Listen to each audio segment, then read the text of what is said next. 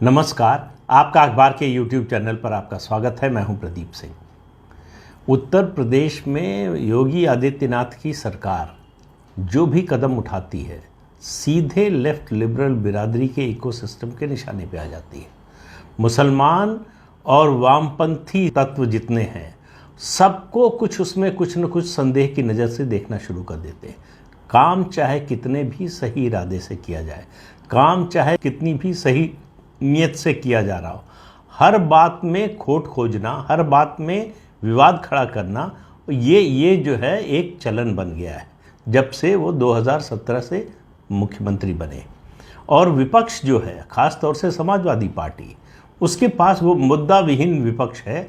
अखिलेश यादव के पास कोई सोच नहीं है, उनके पास कोई विमर्श का मुद्दा नहीं है, कोई नारा नहीं है, कोई कार्यक्रम नहीं है, कोई नीति नहीं है। सरकार जो फैसला करे उसकी खिल्ली उड़ाना।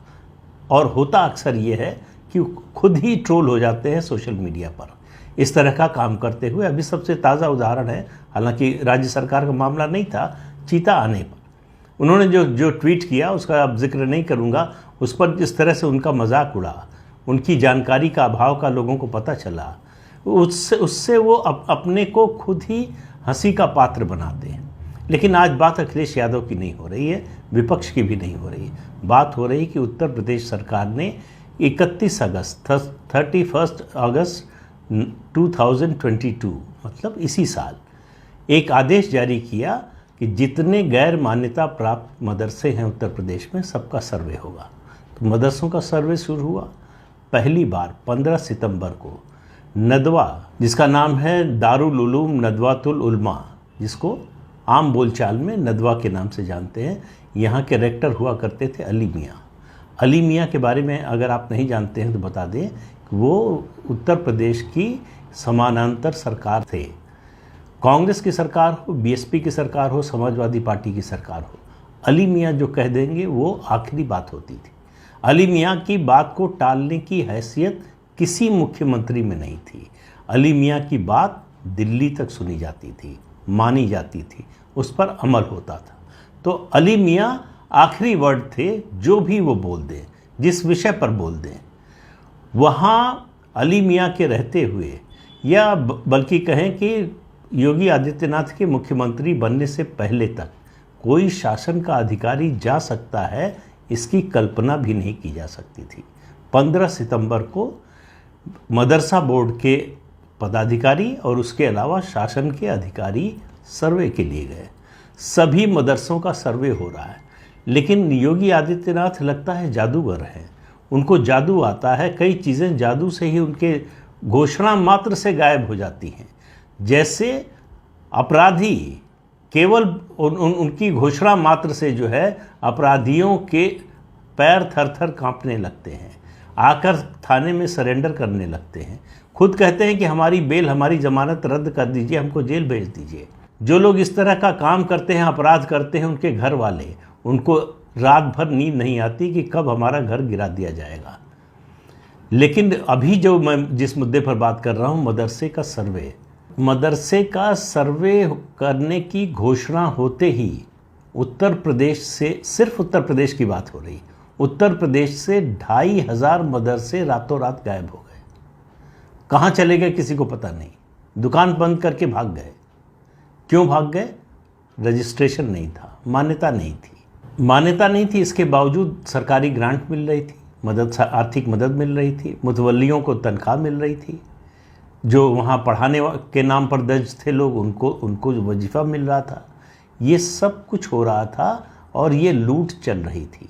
ये जैसे जैसे शिकायतें सामने आना शुरू हुई, जैसे जैसे सरकार ने तय किया कि मदरसों का मॉडर्नाइजेशन करना है, उनको ग्रांट तभी मिलेगी जब वो गणित और विज्ञान जैसे विषय पढ़ाएंगे, कंप्यूटर जैसे विषयों की पढ़ाई होगी वहाँ, तब से ये खलबली मची हुई है। लेकिन अभी जो खलबली मची है वो ये कि एक तो ये फर्जी, ये गायब हुए। फर्जी इस तरह से भी हैं कि जिनको मान्यता प्राप्त है वहाँ छात्र कितने हैं, वहाँ जो है शिक्षक कितने हैं, ये संख्या भी जो है बढ़ा चढ़ा कर बताई जाती है जिससे ज़्यादा ग्रांट ली जा सके। लेकिन इस सब से उनको ज़्यादा दिक्कत नहीं है। उनको दिक्कत ये है कि इस सर्वे में इस बात का भी पता लगाया जा रहा है, इस बात की भी जानकारी इकट्ठी की जा रही है कि उनको पैसा कहाँ से आता है, फंडिंग का सोर्स क्या है। अब मदरसा वाले कह रहे हैं कि भाई हमको तो सबको मालूम है कि हम तो दान पर चलते हैं, ठीक है, बड़ी अच्छी बात है, आप दान पर चलते हैं, लेकिन कहाँ कहाँ से दान आता है, कौन देता है। 50% जो फंडिंग है मदरसों की वो सीक्रेट सोर्सेज से आती है। तो ये सीक्रेट सोर्स कौन है ये बताना पड़ेगा, और इसी से परेशानी हो रही है। ये सीक्रेट सोर्सेज में क्या कोई आतंकवादी संगठन है या आतंकवादी संगठनों से जुड़ा हुआ कोई संगठन है, विदेशी ताकतें हैं, विदेशों से कहाँ कहाँ से पैसा आता है, किन संस्थाओं से पैसा आता है, इस सब की जांच हो रही है। जब से मदरसों का सर्वे शुरू हुआ है तब से इनकी नींद उड़ी हुई है, कोई तय नहीं कर पा रहा है। अभी 2 बार बैठक हो चुकी जमीयत उलमाए हिंद की, वो तय नहीं कर पा रहे हैं इसका समर्थन करें विरोध करें। देवबंद में बैठक हुई 2 बार और कहा कि हम विरोध नहीं करते हैं, लेकिन इसको हिंदू मुस्लिम मुद्दा जो है नहीं बनाया जाना चाहिए। ओवैसी खुलकर विरोध कर रहे हैं, वो कह रहे हैं कि इसके जरिए जो है हिंदू मुस्लिम भाईचारे को बिगाड़ा जा रहा है। कौन सा भाईचारा आपने बनाया है जिसको बिगाड़ा जा रहा है? और मदरसों के सर्वे से हिंदू मुस्लिम भाईचारे का क्या संबंध? मदरसों में अगर गड़बड़ी हो रही है, अगर वहाँ फंडिंग ऐसे सोर्सेज से आ रही है जो भारत विरोधी काम में लगे हैं, जो भारत विरोधी संस्थाएं हैं या भारत विरोधी देश हैं या भारत विरोधी ऐसी एजेंसियां हैं, अगर उनसे फंडिंग आ रही है, पैसा आ रहा है, तो जाहिर है कि वो भारत की उन्नति के लिए नहीं आ रहा है, भारत के विकास के लिए नहीं आ रहा है, मदरसों के विकास के लिए भी नहीं आ रहा है। वहाँ वो आ रहा है जिहादी तैयार करने के लिए। और पूरी दुनिया जानती है, अब ये किसी से छिपा नहीं है कि दुनिया भर में जितने बड़े आतंकवादी हुए हैं सबका न कहीं भारत के मदरसों से ताल्लुक़ रहा है, ख़ासतौर से देवबंद से। देवबंद से जो रिश्ता आतंकवादियों का है वो और दुनिया के किसी संगठन से नहीं है, किसी संस्था से नहीं है। ये बात कोई साबित करने की ज़रूरत नहीं है, ये साबित हो चुकी है। इसके तमाम प्रमाण मौजूद हैं कि देवबंद का और आतंकवादियों का गहरा संबंध रहा है। जो बड़े बड़े आतंकवादी हैं उनकी बात कर रहे हैं, छोटे की तो बात ही छोड़ दीजिए। इसके अलावा जिस तरह से योगी सरकार ने घोषणा की देवबंद में पीएसी की नई बटालियन की स्थापना की, उससे परेशानी होने लगी। देवबंद सहित आसपास के मदरसों, तमाम मदरसों में ऐसे लोग आते हैं जो बांग्लादेशी घुसपैठी हैं, उनको शरण मिलती है, उनको जो है शिक्षक का या छात्र का जैसी जिसकी जो स्थिति होती है उस रूप में भर्ती किया जाता है। अभी असम में हेमंत बिश्व शर्मा ने 3 मदरसों को गिरा दिया, बुलडोज़र लगाकर ध्वस्त कर दिया कि इनमें जो है ये विदेशों से फंडिंग हो रही थी, ये आतंकवाद की ट्रेनिंग दी जा रही थी। तो अब ये मदरसों का सर्वे शुरू हुआ तो उससे परेशानी थी, लेकिन योगी जी तो रुकने वाले नहीं, वो तो अहिर्निश सेवा में है, पूरे 24 घंटे जो है प्रदेश की देश की सेवा में लगे रहते हैं। तो उन्होंने एक और आदेश जारी कर दिया, और एक दूसरा आदेश जारी किया है वो एक तबके पर जो है आप समझिए परमाणु बम की तरह गिरा है। उनको सपने में भी ये उम्मीद नहीं थी, ये आशंका नहीं थी कि इस तरह का भी कोई शासनादेश जारी हो सकता है। अब कांग्रेस देखिए किस तरह से तुष्टीकरण करती है। अभी एक मुद्दा सामने आया 2014 का, मार्च 2014 का, चुनाव से ठीक पहले, चुनाव मॉडल कोड ऑफ कंडक्ट लागू होने से एक रात पहले किस तरह से दिल्ली की प्राइम लोकेलिटी की, लुटियंस दिल्ली की 123 प्रॉपर्टीज वक्फ बोर्ड को दे दी गई। वक्फ बोर्ड को कांग्रेस पार्टी और उनकी सरकारों ने इस देश में लूटने का, जमीन पर कब्जा करने का खुला लाइसेंस दिया हुआ।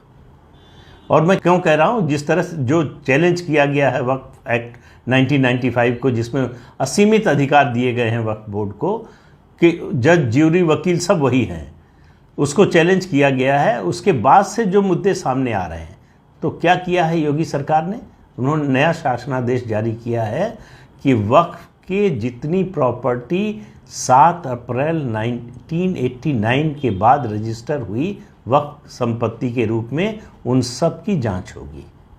तो ये क्यों कहा, और ये 7 अप्रैल 1989, 7 अप्रैल 1989 की तारीख का क्या महत्व है आप याद कीजिए। 1989 में उत्तर प्रदेश में कांग्रेस पार्टी की सरकार थी।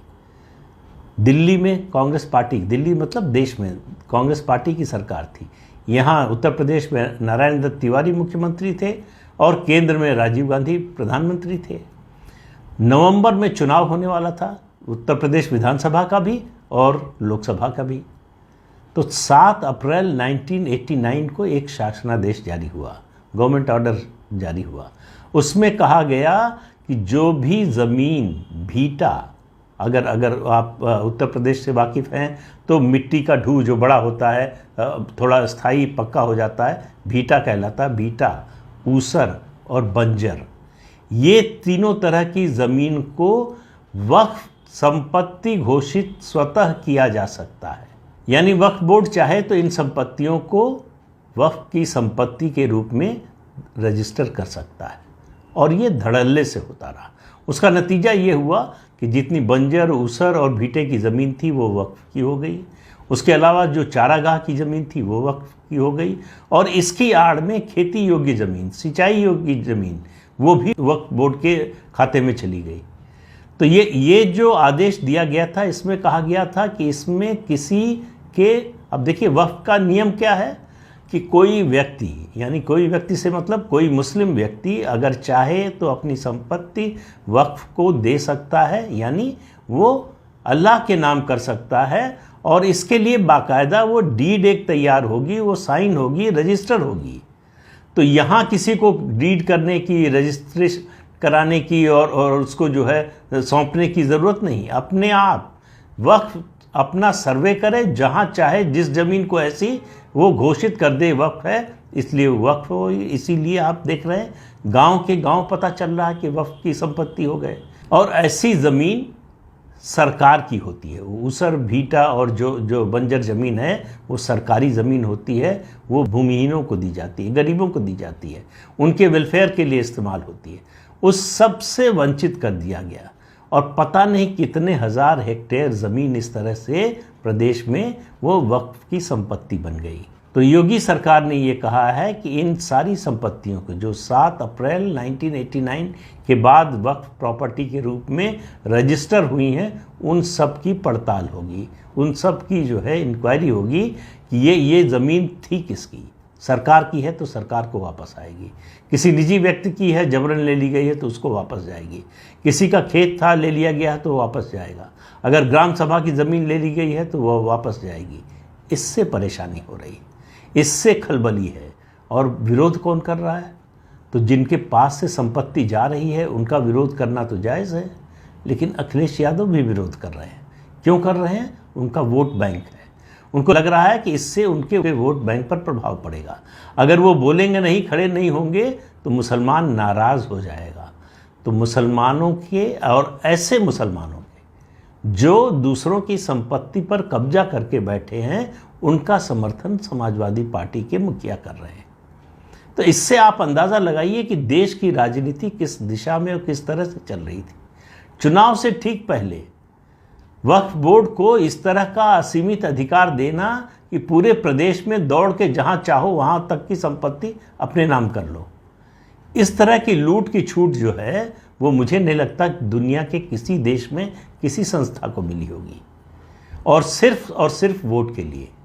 ये अलग बात है कि 89 में विधानसभा में मुस्लिम वोट मिला कांग्रेस को और न लोकसभा में। इसके बावजूद, और ये नियम, ये शासनादेश 7 अप्रैल 1989 का इसके बावजूद जारी हुआ कि 1960 का जो मुस्लिम वक्फ एक्ट है वो कहता है कि कोई भी संपत्ति स्वतः अपने आप वक्फ की संपत्ति नहीं बन सकती। इसके बावजूद सरकार ने किया, कांग्रेस की सरकार ने किया, मुसलमानों को खुश करने के लिए। ये अलग बात है कि खुश नहीं कर पाए। तो योगी सरकार ने 2 काम किए हैं, बल्कि 3 काम कहिए। पहला, जितने मदरसे हैं उत्तर प्रदेश में लगभग 15,000 से ज़्यादा मदरसे हैं। इससे अंदाज़ा लगा लीजिए देश भर में 24,000 मदरसे हैं। इनकी फंडिंग जो आती है, एक मोटा अनुमान जो जानकारी है उसके मुताबिक हर साल 10,000 करोड़ की फंडिंग आती है। उसमें से मैंने जो शुरू में कहा कि आधी जो है फंडिंग वो सीक्रेट सोर्सेज से आती है। एक काम ये किया। दूसरा काम उन्होंने किया कि 7 अप्रैल 1989 का जो शासनादेश था उसको रद्द कर दिया, वो अब लागू नहीं है उत्तर प्रदेश में। उसके अलावा उस तारीख के बाद जितनी भी संपत्ति वक्फ बोर्ड के नाम से रजिस्टर हुई है उन सब की जांच होगी। तो दुश्मन के खेमे में खलबली है, चाणक्य की बात याद आती है, तो समझिए कि राजा अच्छा काम कर रहा है। तो इसलिए मैं इस बात पर जोर देकर इसलिए कह रहा हूँ कि योगी आदित्यनाथ की सरकार केवल भाषण नहीं देती है, केवल बड़ी बड़ी बातें, बड़े बड़े दावे नहीं करती, वो करके दिखाने में यकीन करती है, ज़मीन पर काम कर रही है। जो बदलाव लाना है वो सरकार है, इसलिए सरकार को जो काम करना चाहिए वो सरकार कर रही है। ऐसा नहीं कर रही है कि केवल बोलती रहे कि ये गलत हो रहा है और उसको होने देते रहें। ये योगी आदित्यनाथ की सरकार में नहीं हो सकता। तो इस अंक में इतना ही। अगले अंक में फिर मिलेंगे किसी नए मुद्दे के साथ। तब तक के लिए अनुमति दीजिए। आपसे अनुरोध है कि ये चैनल देखिए, शेयर कीजिए, लाइक कीजिए और सब्सक्राइब ज़रूर कीजिए। नमस्कार।